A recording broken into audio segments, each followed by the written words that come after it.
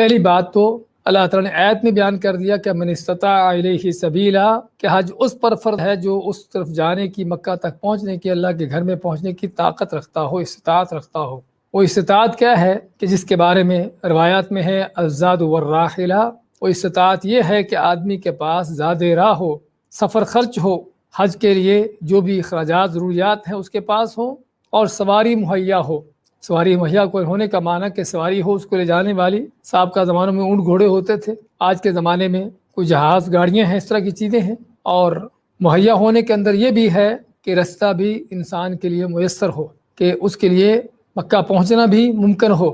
کوئی رستے میں رکاوٹیں نہ ہوں، کوئی بدامنی کا معاملہ نہ ہو، کوئی ایسے حالات نہ ہو کہ جس میں آدمی کے لیے مکہ جانے میں خطرات ہوں، بڑے خطرات ہوں۔ تو یہ ہے وہ زاد اور راحلہ جو استطاعت ہے، کہ جس کے پاس اتنی استطاعت ہے مالی طور پر کہ وہ حج کے اخراجات بھی برداشت کر سکتا ہے، اور سواری بھی اس کو میسر ہے، رستہ بھی مہیا ہے، اور کسی طرح کی رکاوٹ بھی نہیں ہے، تو پھر اس کے اوپر حج فرض ہے۔ اور جب فرض ہے تو اس فرض سے روگردانی کرنا، انکار کر دینا کفر ہے، اور ویسے لاپرواہی کر کے چھوڑ دینا بھی بہت بڑا گناہ ہے۔ اس لیے حج کے حوالے سے ہمیں اس کا اہتمام کرنے کی ضرورت ہے۔